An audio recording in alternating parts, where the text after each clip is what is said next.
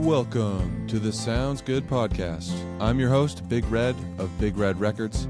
I'm a music producer and multi-instrumentalist, and this show is built on a simple idea. If it sounds good, it sounds good. This is where I sit down with artists, producers, and people across the music world to talk about their process, their perspective, their lives, and what they think sounds good. Let's tune in.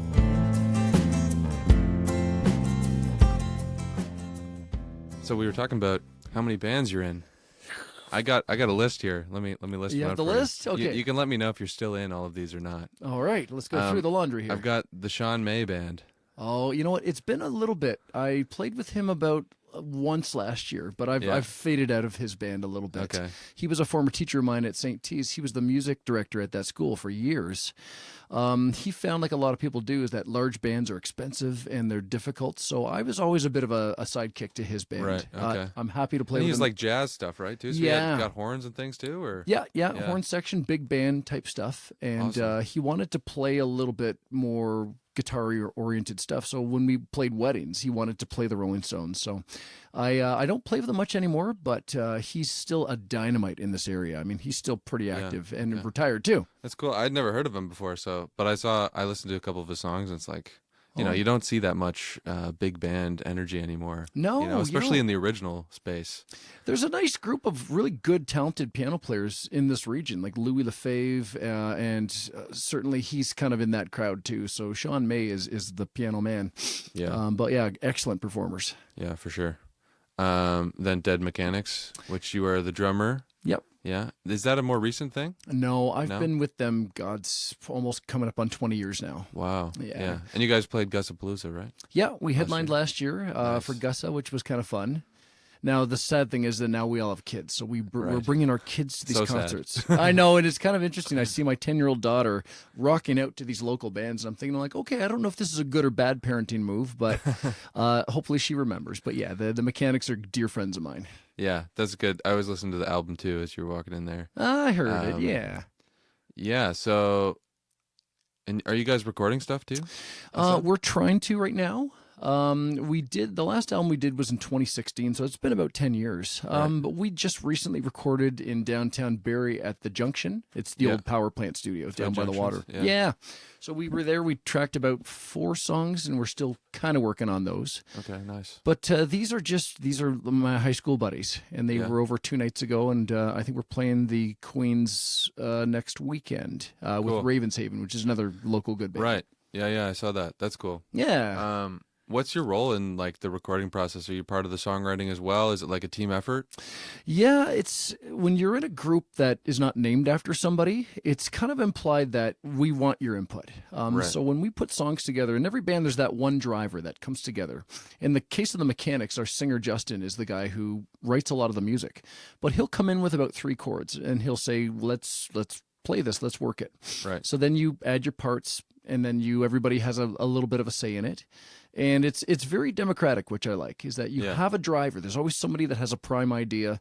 But once you start jamming and you start kind of putting it together, it is collaborative. Mm-hmm. And we tend to write like that. So I don't think we've ever even talked about credits, like whose song is this? It's there's something nice about being in a band where you don't have to worry about that. Yeah, it's good. Yeah, you do kind of need that driver too, because otherwise you got nowhere to start, right? Exactly, and then you have no song. So you need some prime ideas. But you write a lot too yourself, don't you? I tend to, not as much these days, because I'm slowing down with my old age here. But I used to write quite a bit, and I still enjoy it when I have moments. In summertime, if I'm at a cottage somewhere and I've got an acoustic guitar, the songs write themselves. Yeah. But in the busy school year, it's tricky to kind of find the time and the motivation to do it. For sure. But then now and again, sometimes you're just inspired. Like something happens and you think, oh, that's a song.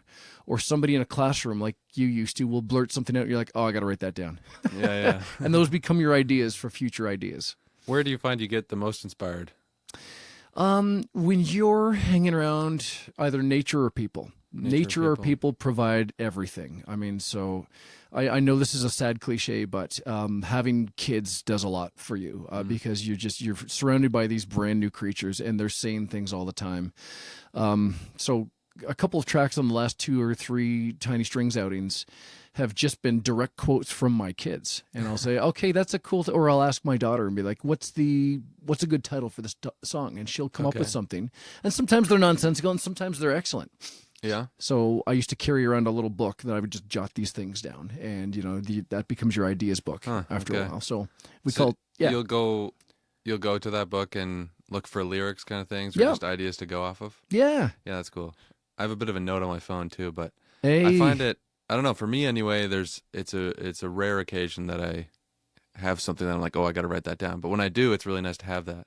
Yeah, and that's what I mean, is that if I'm sitting around in my book just trying to find ideas, you struggle. And you sit there and you go, what do I... But if you're out and about and you're with other people and you're in situations... creative people will speak to you, or if you're somewhere quiet and you're observing the world around you and it's beautiful. If you're on a lake with loons and you think, okay, there's something there. Yeah. Sometimes you can get inspired by your surroundings, but I find that when I'm around people give me a lot to work with because they're so interesting. Yeah, and working in a school does lots for you because people and young people especially, like, they've got the best ideas. Yeah. So that's sometimes where they come from too. Yeah. Who are the standout students this year? Well, the Covey family is still going strong.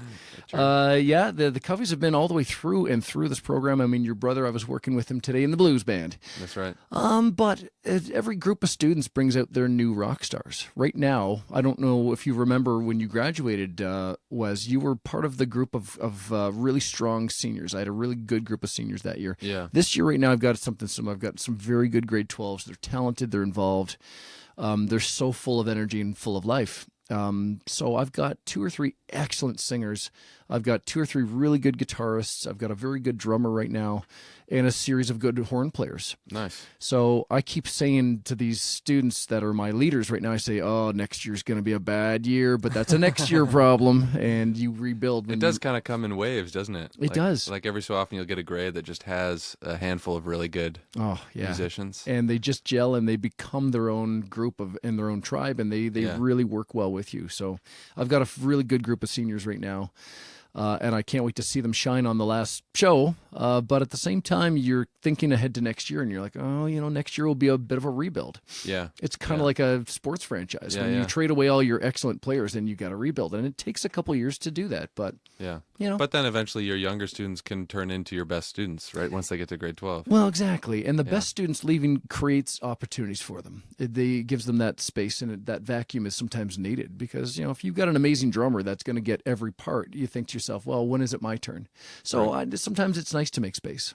Yeah. Sure. So I always try to look at the positives that way. But your senior class was very similar, Wes. Like, some excellent players, and I was really thinking to myself, oh, next year's going to be really bad when they're gone. But then you rebuild it and you make it work. And works itself out. And it does. Yeah. It has a habit of doing that. Yeah. I find I think my sister's grade was similar too.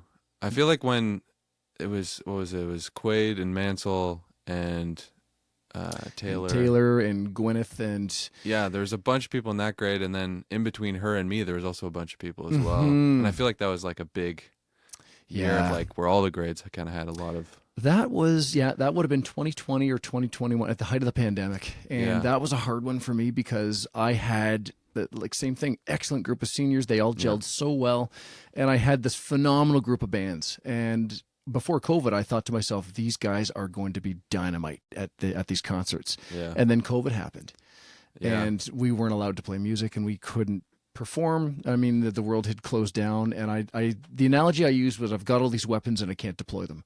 I've got the greatest artillery, like, let's go to war.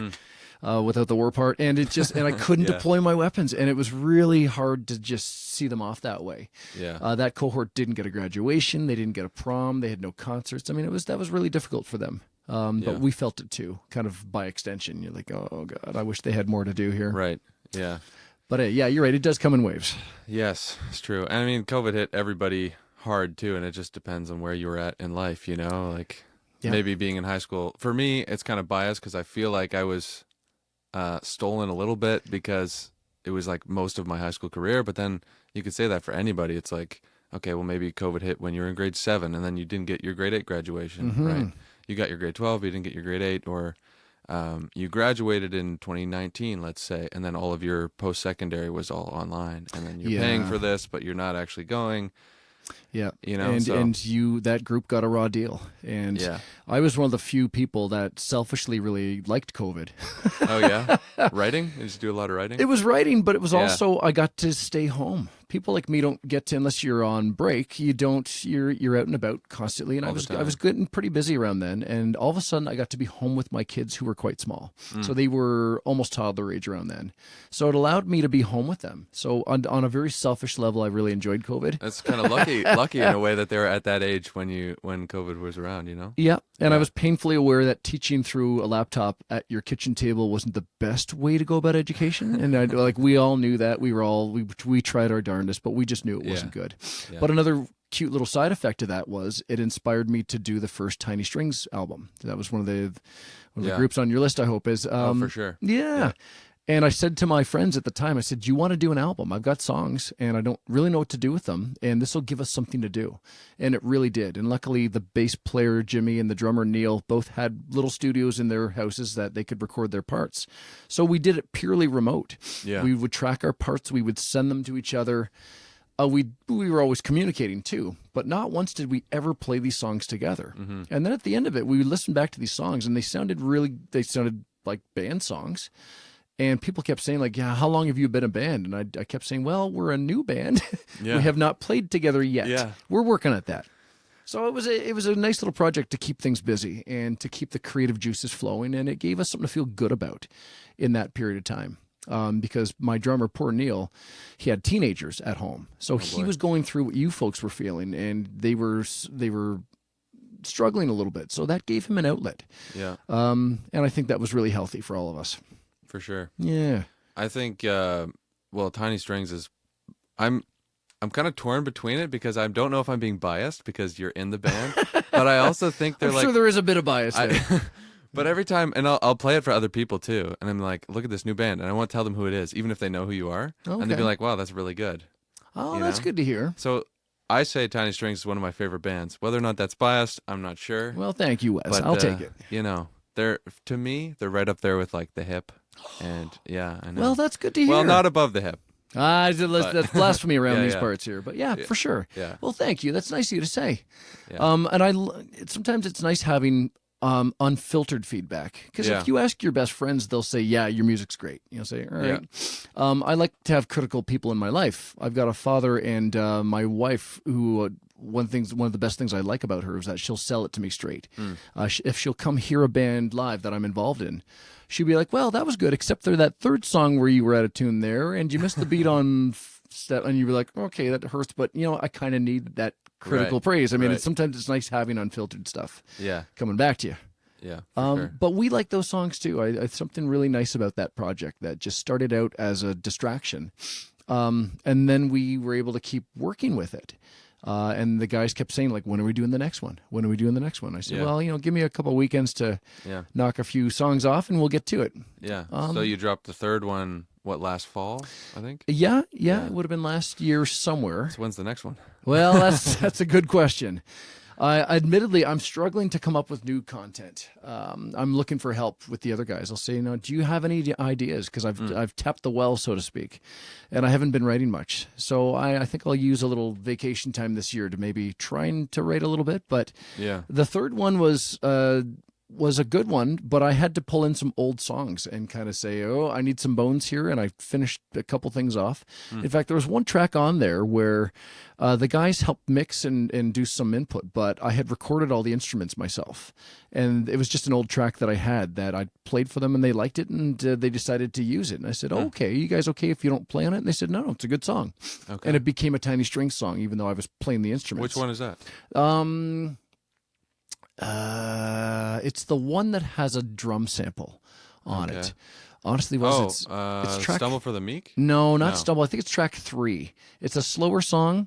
Howl? Oh, Better Way. Oh, Better Way. It's called Better Way. Yeah. That's sorry. But it was a song I wrote probably 15 years ago. Okay, yeah. It's got that almost like hip-hop kind of groove. A little bit, yeah. It's a slow groove. It's a programmed track, but I'm playing instruments on it. Yeah. So, I mean, for the drummer, he was listening to it, and he thought, I could play live drums to this, but it kind of works the way it is. And they liked it. And I said, oh, if you guys like it, then let's keep on going. If it sounds good, it sounds good. If it's good, it's good. Yeah. Exactly. So, and it's a healthy attitude. When you're with healthy musicians, it's amazing what things, when you're accepting of ideas.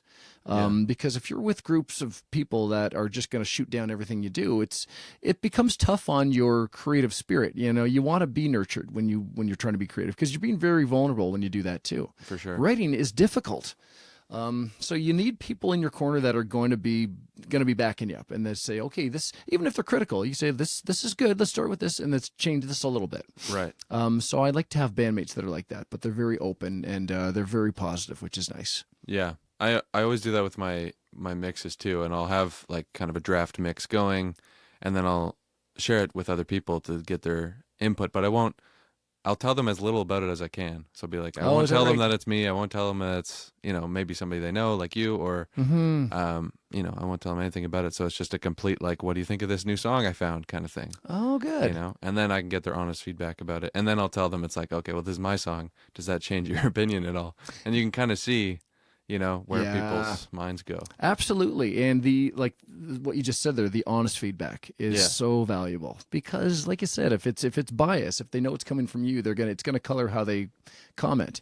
But if you just come in with, hey, it's a song, what do you think? And then you get some real, you get a sense of where people are at. For sure. Yeah. All right. Some of these other bands we've got, we went over Tiny Strings. We've got The Faculty, Starving Artists, Kill Death Radio, Jimmy Stone Radio Show. Oh, goodness. Do you have anything to say about any of those? Well, Starving Artists were my high school band. Okay. And unfortunately, during COVID, we kind of reached the end of the road, and there wasn't really much to do with the band. Unfortunately, we weren't all getting along back then either. So, there was a bit of personality conflict. But from the ashes of that band, I took Neil, the drummer, and he became the new band for Tiny Strings. Right.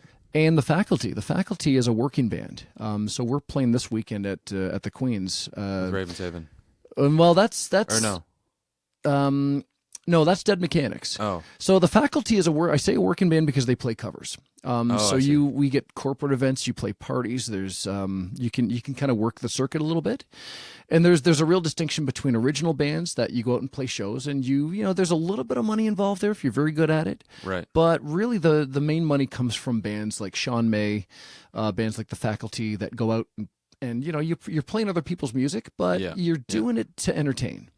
Yeah. So more of a performer than like an artist. Absolutely. In that kind of band, yeah. So The Faculty, out of the ashes of Starving Artists, became the working band, and it also gave us the ability to do Tiny Strings. But Neil Maver was the drummer for the Starving Artists, so I pulled him aside and I said, Neil, I want you to come with me. Yeah. You're a good guy. You're a good drummer. I'm going to do some other things, and I'd like you to play with me. Yeah. And he luckily was gracious enough too.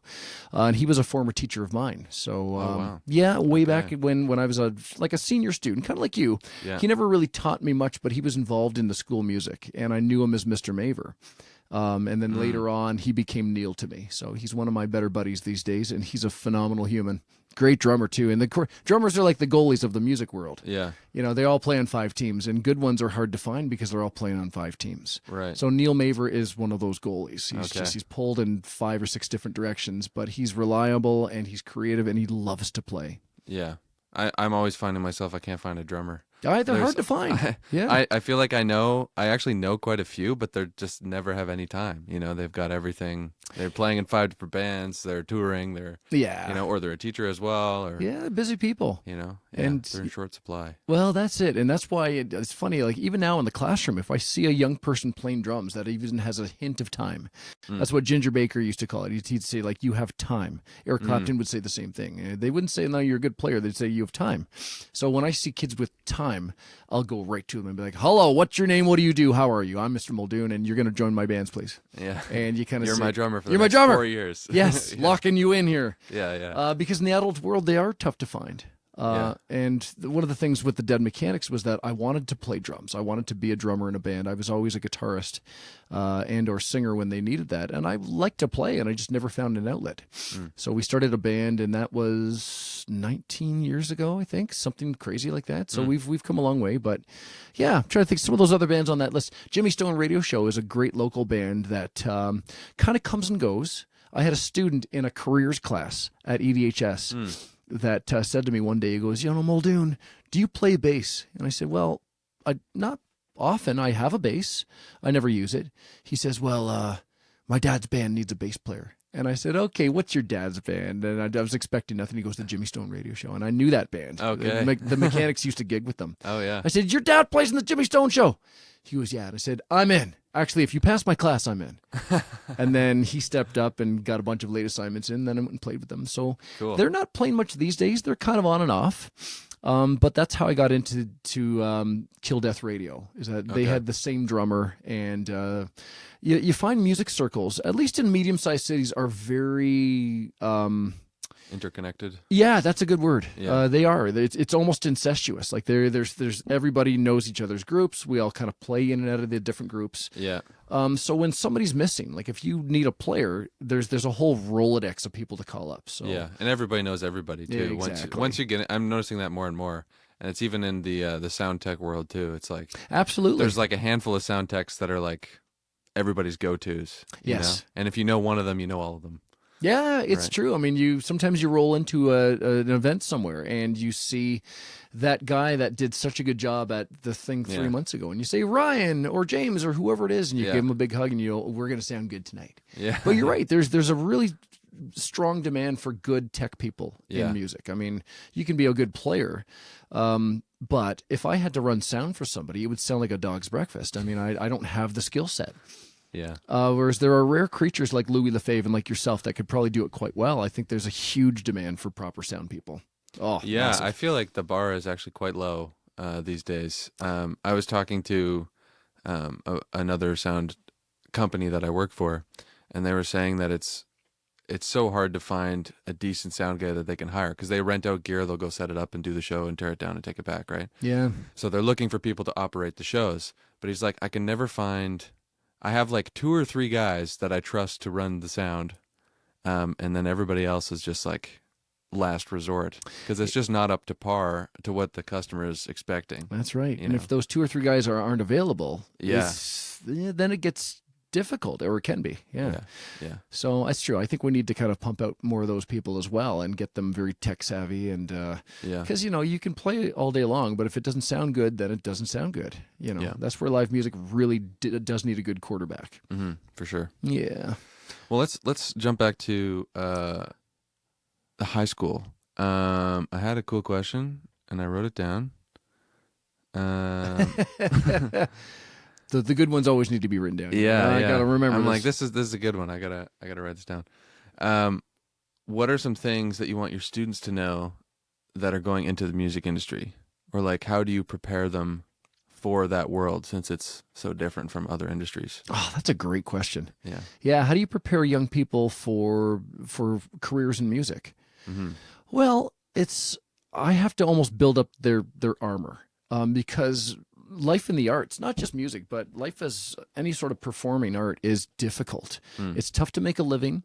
And I think the harder part than just the monetary side of it is I saw this once, I think on a post somewhere, and they said the complete and utter crippling confidence every day or your feeling of self-worth is that when you're doing art, there's always going to be a feeling of, this isn't good enough. Right. Or, I should just throw in the towel and I should go get a job at Costco. Right. Oh, God, I can't do this anymore because that other person over there did something great. Right. It's hard to keep your head up and feel good about what you're doing. So you need good background. If you're going to go into a career in the arts, you need good training. You need to make the best of your education, be that secondary and post-secondary, but really get as much experience as you can and play. And make every time you get asked for a performance, every opportunity you have to perform, or if you're a techie to be involved in a production, take them. Yeah. You cannot take enough things. I mean, just be regular and be performing, and don't give up. There's that sense of crippling self-doubt that I was just talking about is always going to be there. But at the same time, it's a fantastic vocation because you're doing that thing that feeds you. Like real music people, they'll often say, I can get a normal job, but the thing I was meant to do is the thing that I have to do. There's a strange calling with some people that it's like, it's not a question of, do I want to do this? It's like, I have to do this. Yeah. It's like, how do I make it work? How do I make it work? I think about that all the time because I'll get to these like low points in my career where I'm not making enough money or I'm not getting enough shows or whatever. Yeah. And I'll be like, I could just go do something else. And then I think about what other careers could I try, and then just nothing lands. Yep. I'm like, I can't do anything else. This is the only thing, this is the only option. So I have to make it work. Well, it's true. And you could go and take that job at Costco, but within 3 months, you would be dying for that soundboard or for that drum set. I mean, because you'd miss it, and you can still have it in your life. I say to people that love music, you don't have to be a working musician to have this in your life. But if you're one of those people that has to do it because it's in you and you have to make that work somehow in your life, I think the hardest part is navigating the feeling of not being good enough or feeling inadequate somehow. And when you play bad gigs, you have this. Yeah. A couple weeks ago, I played a gig. It was during the Easter long weekend with Kill Death Radio, who is a great live band, very heavy, very energetic, lots of juice.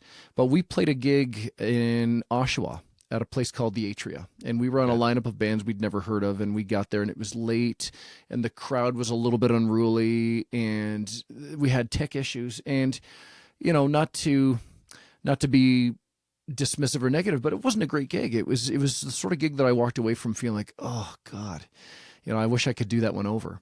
Right. But the thing is, you have to just take the next one and then try again, and then have the guys over and say, all right, let's work out those kinks. Let's do this better.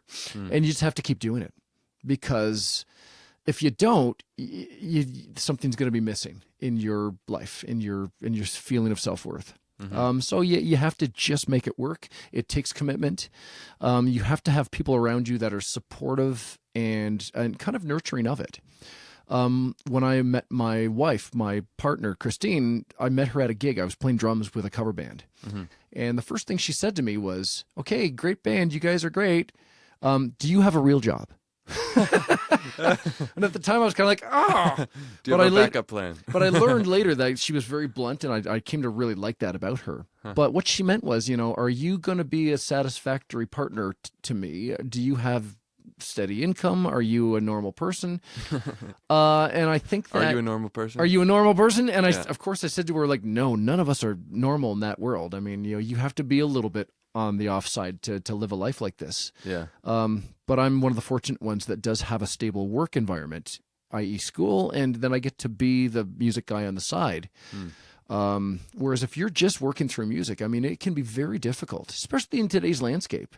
If you're competing with the DJ that has everything programmed, that's going to sound perfect, that's not going to be out of tune, that's not going to be late, all those variables are taken away. It's a much more safe bet. If you're planning a wedding and you think to yourself, what's the safer bet here? The reliable person with all the gear that's going to come out perfect, or that band that, who knows? Who knows if they're going to be any good or not? Right. Especially in the world of AI, what's the future for live music? Yeah. Who knows? And who knows? I personally think there's going to be a renaissance at some point where that human-made art is going to come rolling right back. Because, at the end of the day, we are the primates. We are the ones that are here. I think there's a thirst for that'll resurface. I don't know when it's going to be, but I hope it's soon, for God's sakes. Yeah. I think there will always be people who want real music. I hope so. But there will always be people who just listen to the stuff because it sounds good, which is fair, because that's what music is for. But and somebody will play me a song that was created by AI, and it's flawless sounding. And you have to admit, you're like, this sounds amazing. There's nothing wrong with the quality of the sound. But it does create a little bit of less space for the live performers, for the people that are trying to play. You know. Yeah. But you just have to look for opportunities to still be involved in that. Go see shows, go see acts, go to places like the MCC in Midland, go see as much of it as you can, because it's never. I think you're right. I don't think it'll ever go away. There's a vaudeville side of live music that's always going to be there. People want to see it done live. Yeah, there's this. It's something different when a human actually writes it. Like I think of artists like Zach Bryan, who I don't think can be replicated by AI, because it's not. A lot of the stuff he records is not technically correct. He'll be pitchy on some notes, but it'll be cool. Yeah, and it works. Yeah, or his guitar will be slightly out of tune, or he'll play slightly out of time, or the double won't be perfectly synced up with the other. Absolutely. And it's Bon Iver's the same way. I don't know if you're familiar with Bon Iver. Yeah, great stuff. Yeah. So he always does the vocal double thing, but it's never it's usually actually quite out of sync with the original. And that's part it'll of his have sound. Yeah, you know? But AI would never do that. Yeah. And if they tried to replicate it, it would be like out of time, but in a perfect way, you know? Like it would never be just kind of random like that or like human-esque. Well, it's true. And at that point, you have to wonder, what's the point? If you're trying to make it sound like human error, maybe just have the human error. Yeah. It's true. I think that was one of the reasons why bands like the White Stripes prospered in the early 2000s, because music was sounding a little overproduced at that point. It was too, like, you go into a studio and it comes out and it's Pro Tooled to death and it sounds amazing. Mm-hmm. But then all of a sudden you have these two like people that looks like they're from a corner on a street in Detroit somewhere, and they sound out of tune and they sound out of time, and the singing's pitchy. Yeah. And it kills. And you think you listen to those old songs and you think, God, that there's something really to this. There's some lightning here. Yeah, it's rock and roll. It's rock and roll. That's what it's supposed to be. Yeah. It's supposed to be a little on the edge. Yeah, for sure. Okay, now we're going way back to the beginning now. Oh no. Yeah, we're going kind of backwards. Sometimes you start at the beginning and go through your career, but I want to go right back to the beginning now. I like it. What do you think? Was there a moment in your life where you first knew that music was for you? Or like where you first fell in love with music and you're like, I want to do this? Oh, that's a great question. Yeah, I don't, if I can use my parents' recollections, I mean, I was told one of my first words was record. As a little person, we had a turntable in the house, and I would go to it every day. And if my mother missed putting the record on after lunch, which was the routine, I was upset. That was a bad day. Years later, when we moved to Barrie in the late 80s, when I was probably 6 or 7, my dad had a guitar in the house, and that was a big part of it, is that your environment really shapes you. So Dad would strum and sing, and he was a self-taught musician, but he loved to play. He was a great performer, and I always just remember thinking, your dad's always a big role model to begin with, but I thought that's what I'm going to do. And we didn't have a ton of money growing up, and I asked early on for guitar lessons, and they said, well, if we just can't do this right now. And apparently the one story I heard was that I was in the garage one day trying to make a guitar out of plywood. My dad had a sheet of plywood, and I was trying to so I was 6 years old trying to make a guitar out of this plywood. And he kind of recognized, this boy seems to want to do this. The things that kids were allowed to do in the 80s. Eh? Absolutely. It was a different world, Wes. Yeah. So no, I think that side of me was always strong. And I don't think there was ever really a question. I knew I was going to do music, but it was all about how. And years later, my parents' fear for me, at least my father's, was that I was going to just be a working player. I was just going to get stuck in bad environments. So you're playing to drunks every weekend. And, that's not where you want to be all the time. And so I went and did school properly. And I went through for classical guitar in university and then qualified as a teacher. And you don't really know how you're going to feel. And I was quite fortunate to get into a school and then recognize that I really liked school and I liked young people. I think teenagers are phenomenally interesting. And that environment suited me. And it seemed to kind of do well for that subject and for what I enjoyed doing. So, music was always kind of there, Wes. I was one of the lucky ones that never really questioned it.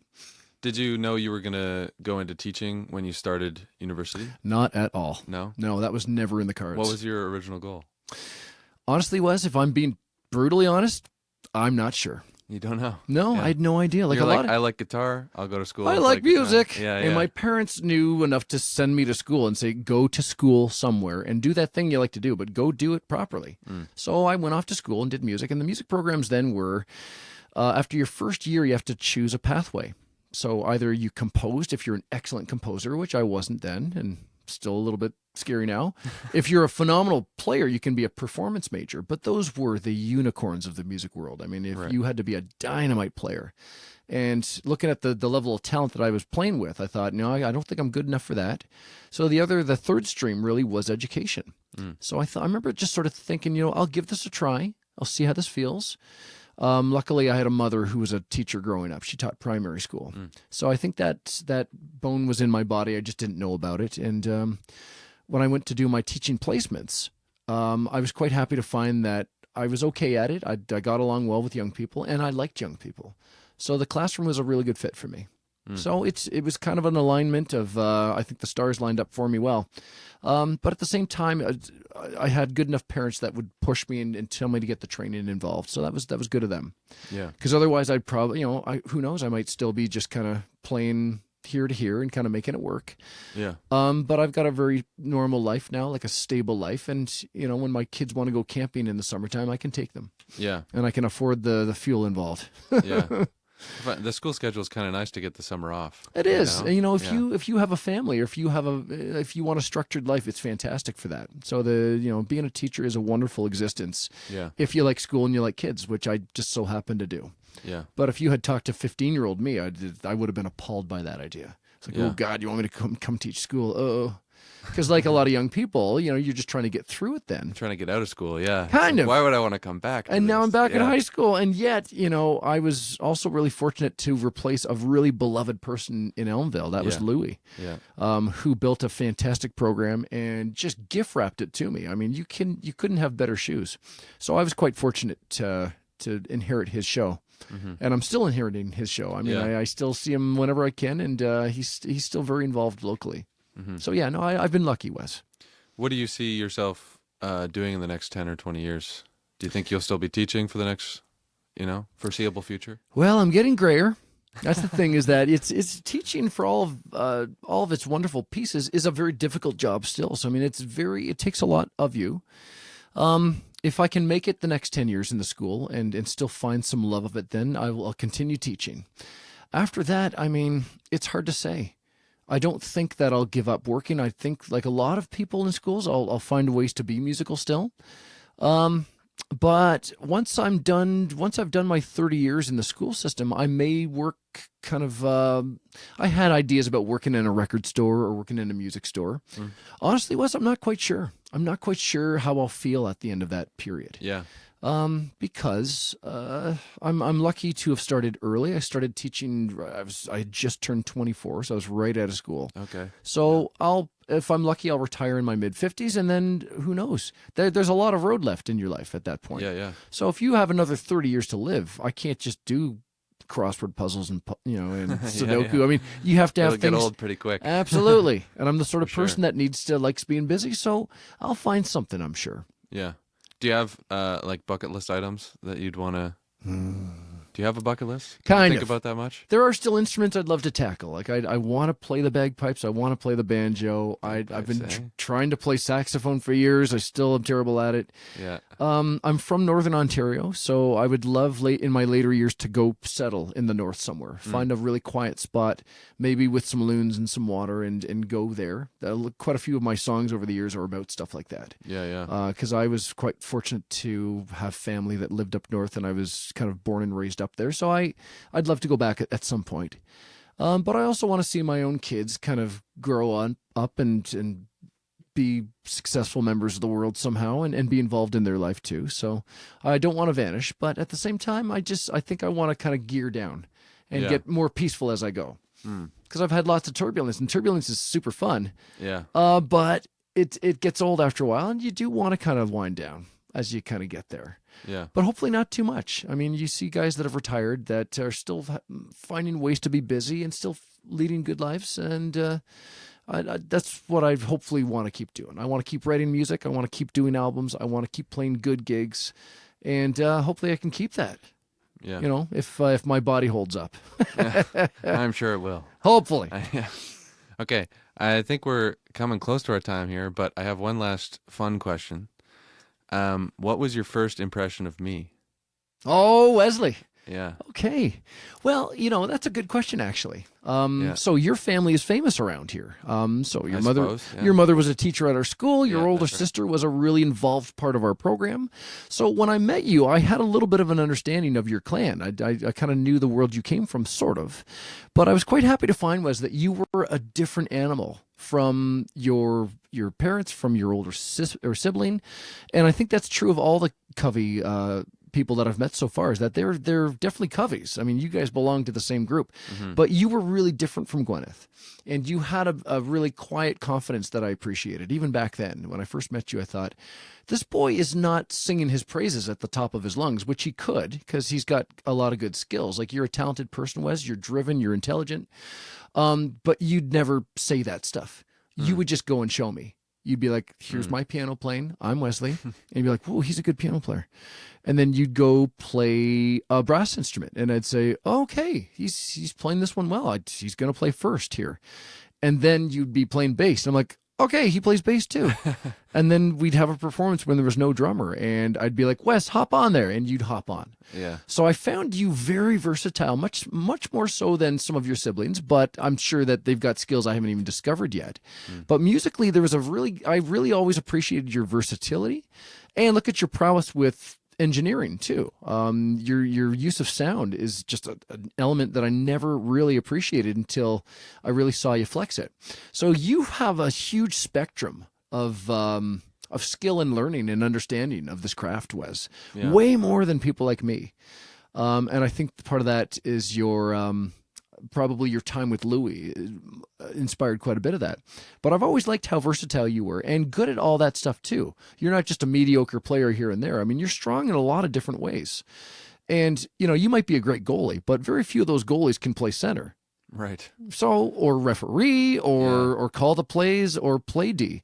So, that versatility in a craft is really nice to see. And I think you really still have that quiet grace about you, that quiet confidence, but you're a killer player and you're a killer sound engineer.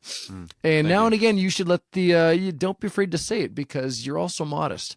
And that humbleness, I don't know where that comes from, but I think that is sorely needed in the world too.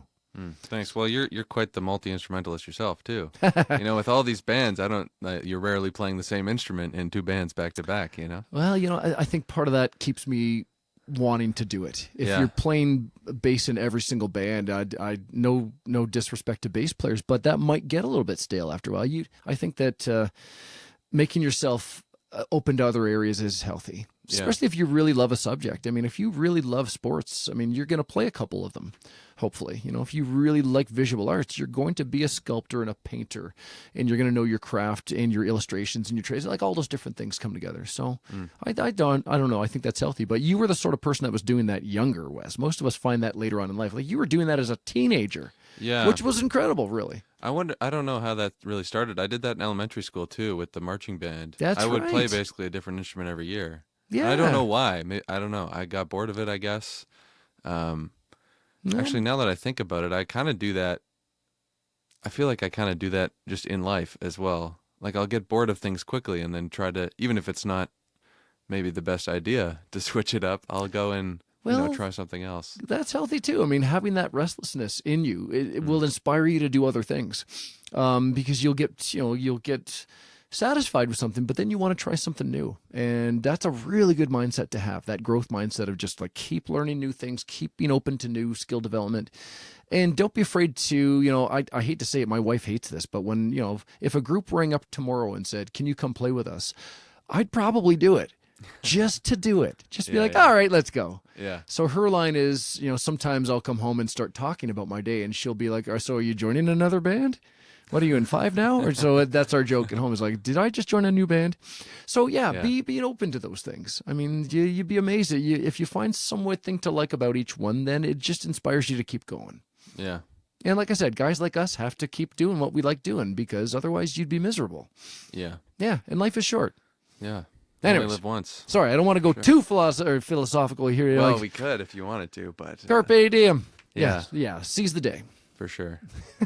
Well, we've got the new Tiny Strings EP. You've got your show on May 9th, I think, with Ravenshaven and Dead Mechanics. Yep. That's at the Queens in downtown Barrie. What else do you want the people to know? In Elmville, we have a spring concert coming up at May 28th. It's a Thursday night. It's our last big show of the year. Like I said, I've got all these great weapons to deploy, kind of like your sister's vintage. I've got a great group of bands right now. So they'll, I think these days more than anything, more so than my own playing, I like watching the school bands play. Yep. Oh, man. Yep. Like you probably remember when you see the choir or the blues band just nail it on stage, there's something about that just feels so satisfying. You're like, oh my God, they're good. So I like watching the young people do it. Because now and again, guys like me have to get out of the way. You hand off the baton and you say, okay, it's your turn now. I'll still do it. I like to put on the pads sometimes too and go play net, but eventually you have to pass it off. And, that's where I'm kind of at is I'm trying to pass it off as much as I can. And you can still have it, but, I think there's more stuff coming up behind me. And my job now is to just nurture that and step out of the way sometimes. So, I keep on playing, but at the same time, make space for those that are coming up too, because, they need as much support as we did when we were young. Yeah, for sure. Well, I'll definitely have to be at that show because I've missed the last couple, so I got to try my hardest to be at that one. We miss you, Wes. Yeah. Anyways, thank you so much for having me. This has been a lot of fun. All right. Thanks, Jesse. Okay. Thanks, buddy.